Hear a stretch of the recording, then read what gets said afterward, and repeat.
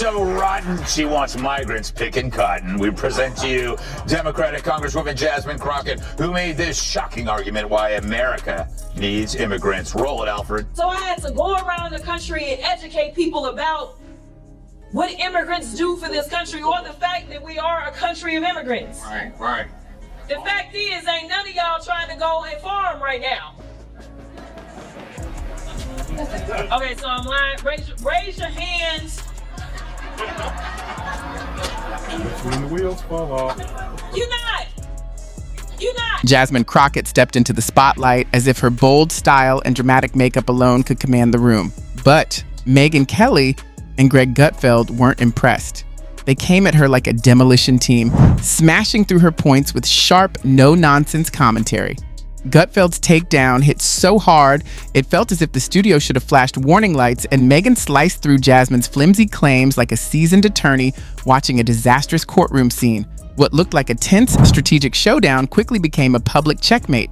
Jasmine defeated in full view of the country. Of leftist hypocrisy and cluelessness. Jasmine Crockett is a rising star amongst the far-left progressives in this country. She's a representative from Houston, Texas, of all places, which makes no sense because she seems to be far too left for Houston, but apparently not, because they elected her. It must be like, Orange County in California being like the one outlier in an otherwise uniformly covered, state, like all red with the one blue, all blue with the one red. Okay, so Jasmine Crockett got up at a Los Angeles dinner this past Saturday, and it was hosted by, this is perfect, the human rights. She once attended Rhodes College, a private institution with tuition soaring past $55,000 a year, even as she built a public persona that often seemed more theatrical than authentic. Her story begins at age 43 with a father who served as a Baptist pastor and teacher, and a mother who worked at the post office. Later, she graduated from Mary Institute and St. Louis Country Day School, another elite campus where yearly costs climb above $35,000. Jasmine blended dramatic presentation with political airtime as if flair could replace planning, carrying herself like she had stepped straight off a Bravo-style set. If social media comebacks and TikTok rants counted as official credentials, she'd already hold half the positions in Congress and maybe invent a few new titles while she was at it. But stylish confidence and a practiced side eye can only carry someone so far. Real leadership demands more than a polished performance. Jasmine Crockett's got another hot take. No blacks and whites on a wedding cake.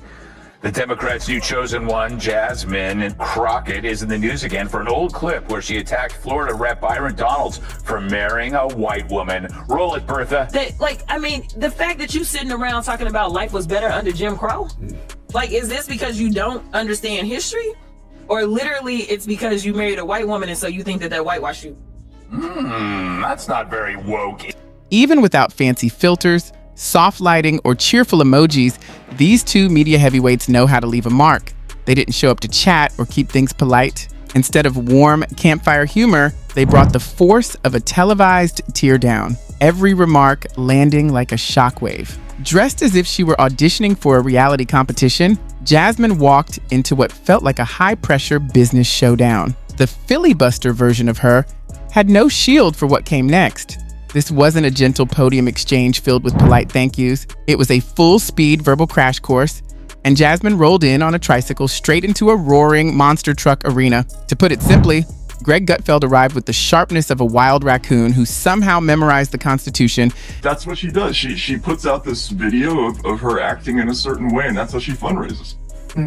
We actually did a bit of a deep dive on her after my old colleague from Fox News, Todd Starnes, posted something on X not long ago, Walter. He posted the following. Jasmine Crockett wants you to think she's from the hood, that she grew up on the streets. The exact opposite is true. She attended an exclusive day school where tuition is nearly $35,000 a year. She also attended Rhodes College, a private school where tuition is nearly $55,000 a year. She's cosplaying a gangsta. So we looked up her background. She was born in St. Louis. She's 43. Her dad was a Baptist pastor and a teacher. Her mother worked in a post office.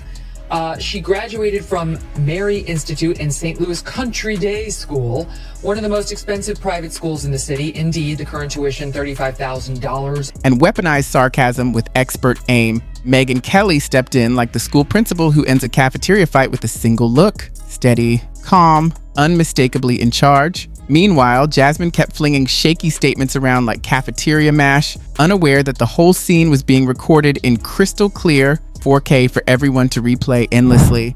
It all felt like pure performance. That was 3 years ago. The ones of her just sounding like a normal person talking. 3 years, not like that was 20 years, but then she moved to Mississippi for all that time. That was 3 years ago. She sounded like a totally normal person. It's only now she's got her accent and she's going to kick everybody's ass. It's such an affect. Crockett's political style leans more toward dramatic outrage than real substance. It's the political version of adding glitter to an empty briefcase and hoping no one asks what's inside. Sure, it sparkles for a moment.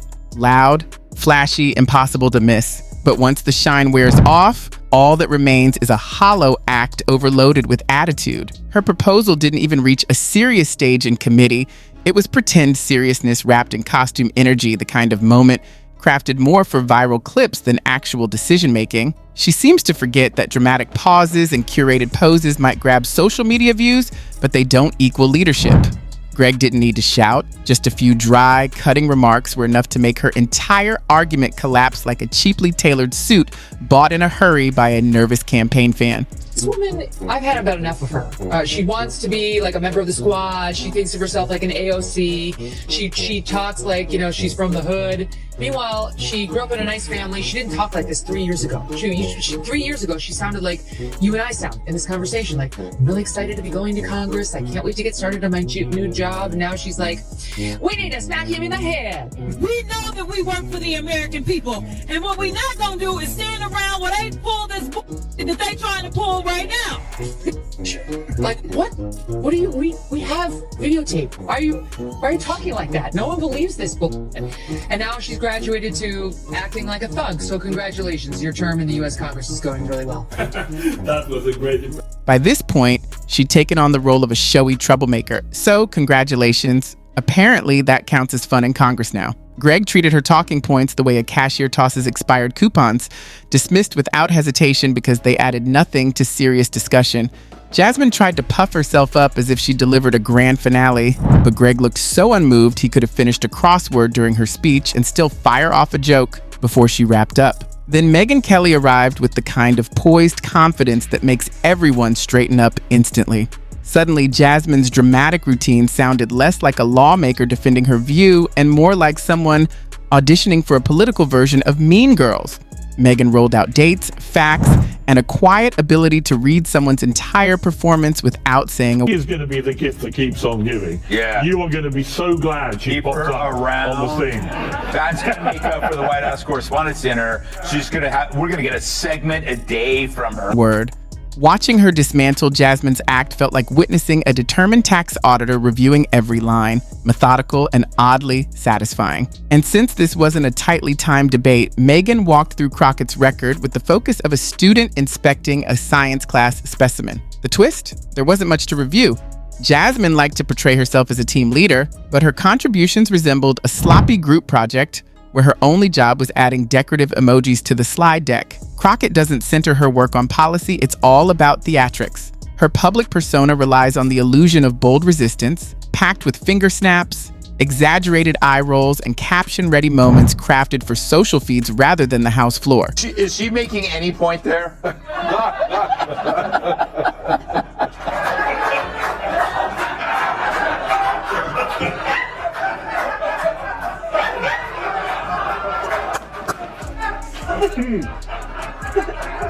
Like this makes me wish my mom made different father choices.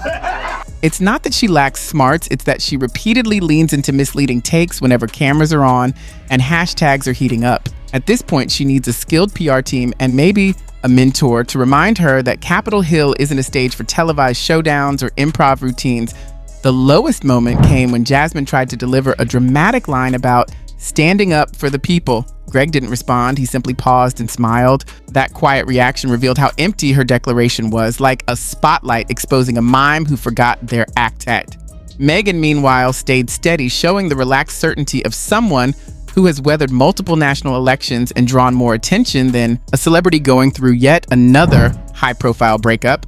No matter what her fans say about her boldness, shouting doesn't make someone correct. Yelling at a drive-thru speaker is still just noise. Yet Jasmine turned every stage into a meme-ready performance, even if the chaos couldn't hide the reality beneath. After Greg and Megyn delivered their thorough, precise critiques, the lesson on how not to humiliate yourself in public while pretending to be smart practically wrote itself. Their pointed observations exposed every flaw, turning the discussion into a live masterclass in avoiding self-inflicted embarrassment.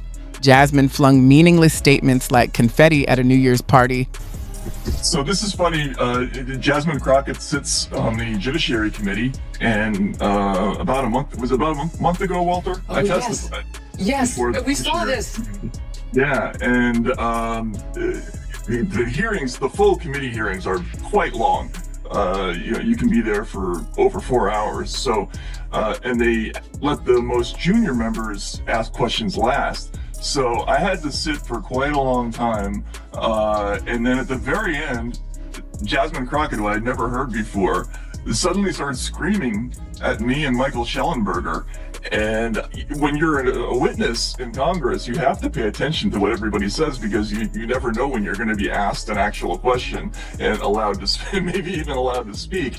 But I could not understand what she was saying. She was moving from one thing to another, and she was doing all that code switching stuff with the y'alls and y'all eyeing on this. Hoping something would stick, but this wasn't Times Square. It was a political farce, and she quickly became the centerpiece like an overcooked turkey. Megyn countered with a dramatic eye roll that could have injured an optic nerve, backing it with invoices, voting records, and sharp doses of reality. Meanwhile, Jasmine hasn't improved since her last viral post. She brought volume.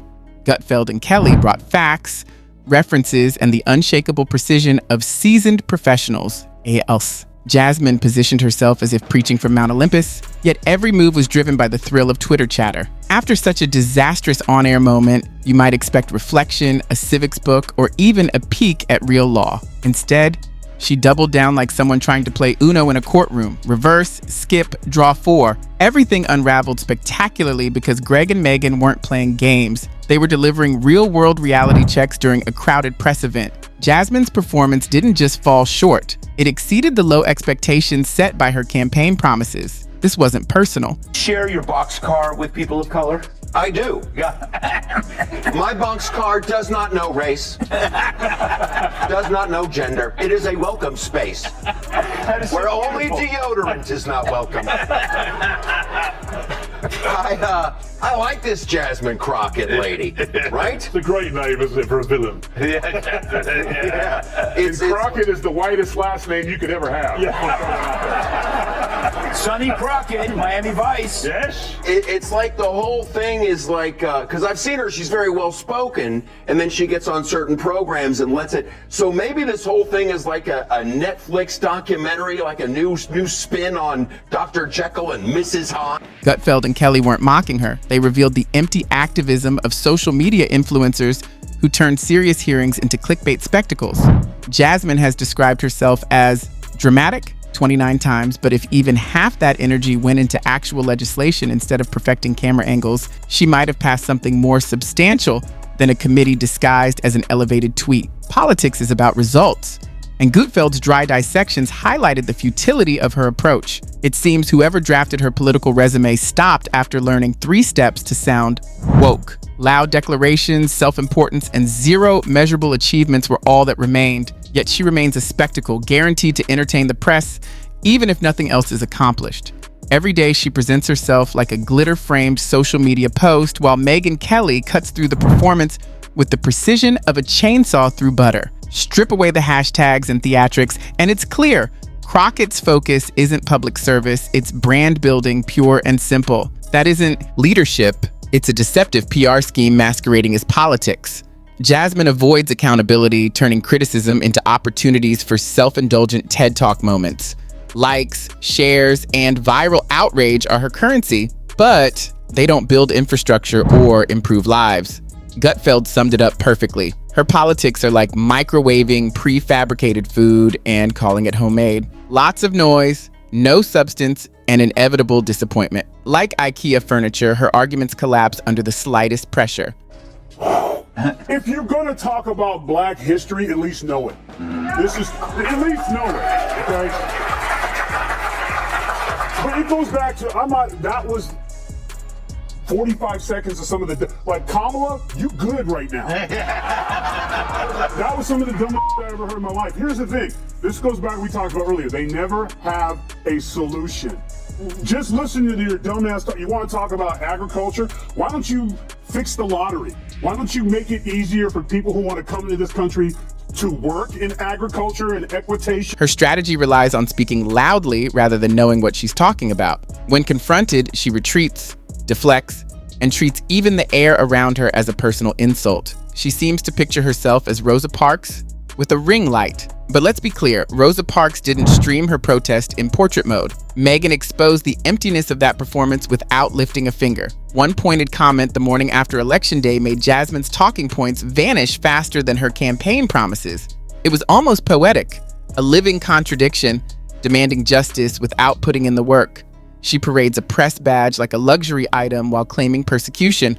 Policy and persuasion? Not in Crockett's playbook. When she runs out of words, she resorts to dramatic pouts and sneers, hoping to appear wise like a magic 8-ball full of attitude. Greg and Megyn weren't fooled. They've seen the act too many times. It's not power, it's just a delaying tactic disguised as defiance. No detailed rebuttal was needed. She had already imploded. Her silence brought no reward, no applause, just the collapse of her expected spin. This moment summed up Crockett's congressional career, a masterclass in being loud and wrong simultaneously.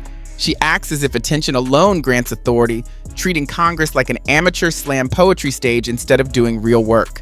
In the real world, where results outweigh TikTok-style theatrics, Gutfeld and Kelly's sharp dismissal was long overdue. Finally, someone said it plainly. Crockett isn't representing constituents. Let's stop pretending vibes equal vision.